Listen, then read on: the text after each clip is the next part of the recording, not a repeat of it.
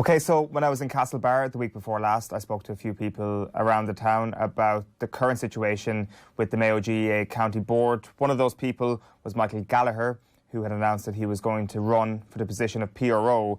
Now, that position would have been decided at next month's county convention. Things have changed, it seems, in that race, and Michael Gallagher joins us on the line. Good morning to you, Michael. Good morning, Eoin. So as I mentioned there, you were, I think it's fair to say, running for the position of Mayo GAA PRO. What's happened since? Everything was going fantastically. And on Sunday night after the nominations closed, I got a phone call from the Mayo County Board. They believed that they were ruling me out of the race, saying that my nomination was ineligible, and quoting a rule, and that was devastating initially. But what was the rule? We'd rather keep that to ourselves because it was the absolutely incorrect rule. It was, to be honest, I can look. It was they got the numbering wrong of the rule. Put it like that. So, that's ineptitude. It seems, Michael, from what we've seen from communication within the Mayo County Board, it seems that they're throwing you out for not being registered with your club before March 31st this year, and therefore not in time to be somebody who runs for the County Board this year before the close of the year. Is that correct? That's what they're saying, yeah, absolutely. And were you registered with your club? Have been...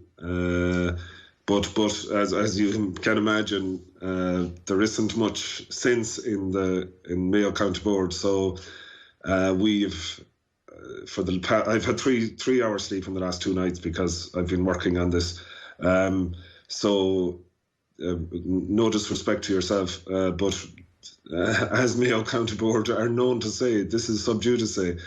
We have, myself and my wife and my 2 daughters, we've had to take the decision that we're going to go legal on this. We're going to take on Mayo County Board and go as far as we have to, because this is absolutely incorrect what they've done, incorrect morally and legally and sportingly, and it means so much to us. I think Mayo County Board thought we'd go away and fade away and wait till next year to run again.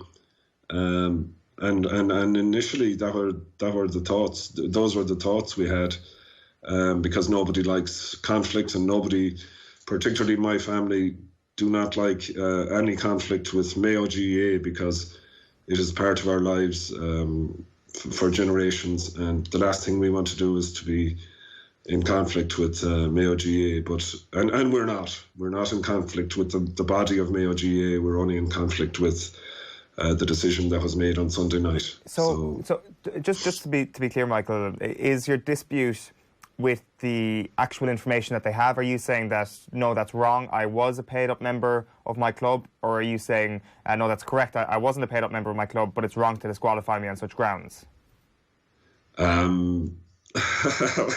You're too good with the questions. Our thoughts, and look, there's much more to this. We are asking that Mayo County Board use the rule the way they have used it for the past decade. We have concrete information in our hands that this was not the way that the rule was enforced for the past decade. One can read through that. It doesn't take a genius to read what I'm saying there. Michael Gallagher has been singled out for different treatment than many other officers and members of the executive over the past decade. So it is absolutely obvious that Mayo County Board don't have a legal leg to stand on. I have hard copy. We have hard copy. Myself and my legal team, we've hard copy over the last 24 hours of our case being proven. We will be taking this as far as we have to go, and I mean as far as we have to go. But right now, and through your good self, I haven't spoken to anyone else I am asking for the Mayo County Board to stand back from their decision on Sunday night, which is legally incorrect, and to reinstate me in the race that's all I'm looking for, because this is going to cost a huge amount of money to Martina and I, but also we're very confident we're going to win, so it will cost a lot of money to Mayo County Board, and that's the last thing they want to be doing at this stage, especially when they're meeting with Croke Park this afternoon to discuss the debacle of the past few months. Yeah, and because of that meeting today and because of what we've seen from Mayo County Board over the last couple of weeks, I would say that we're not going to hear an explanation from Mayo GAA on why they've arrived at this decision, Michael. Yeah. So I really just do need to clarify here, were you a paid-up member of your club at this time, but by March 31st this year? I certainly, and my legal team, believe we are, but that is not in any way the basis of our legal argument. What is the basis of your legal argument? That the rule, first of all, the rule that I was thrown out on is absolutely incorrect. And then Mayo County Board came back last night and sent out a different rule. What was the other rule, Michael? We've only got the one kind of correspondence here, which was the initial one saying that you hadn't been registered with your club. No, if you look at the rule they sent you. Yeah. So the rule, only a full member who is paid read the number of that rule. 2.1, only a full member who has paid his annual club subscription by the due date shall be eligible to vote at, nominate for, or seek election to the executive committee. What's the incorrect nature of that rule? When did you get that? That's from correspondence from within the Mayo County Board. Yeah, but was it from the Sunday night? They sent. I just haven't mine in front of me. Yes, they have Sunday. Yeah, okay, that's the incorrect rule, and they tried to recover that by sending out another rule last night to my club saying, "Oh, sorry, we sent the wrong rule. This is the real rule, and we trust that you'll accept this. This is the proper rule." And it's sorry, just for full clarity here, the rule is just under a different number, or is the rule entirely different in terms of what it actually says? Entirely different in wording. Right. Okay. So you're not being thrown after it. So what is the correct wording then? To be honest, I don't have the correct wording in front of me, but it's a totally different rule, and the County Board Secretary contacted my club last night saying, sorry lads, we sent the wrong rule on Sunday night. This is the correct rule, and it's a different number and different wording, and this is the rule we're throwing him out under. But it is kind of the general gist, Michael. That's just what I want to get to the point here. There isn't some other thing that they've thrown at you. It is. No.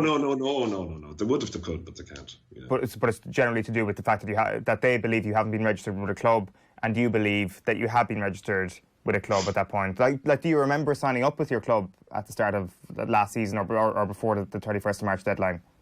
Oh, and I'm just telling you now straight.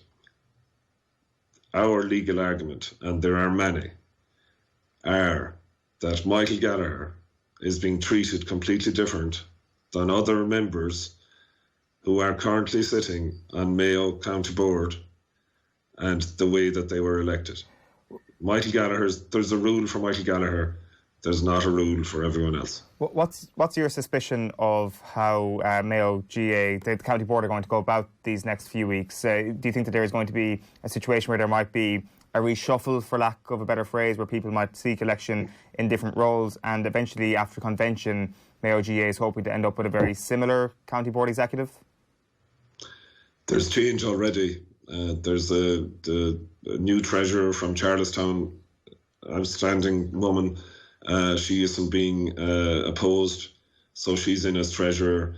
There's a new race for the chairmanship.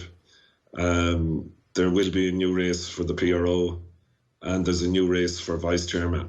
So there's going to be change right through in every aspect of Mayo GAA. And you can imagine Sunday night I was in bad form, but in the following hours, even through the night, the messages that I was getting from clubs across Mayo, from ordinary people across Mayo, but particularly from clubs, that is heartening. It is driving us on, and there's huge need for change. There's a huge thirst for change, and I'm going to stick into this as long as humanly possible to try and get back in the race.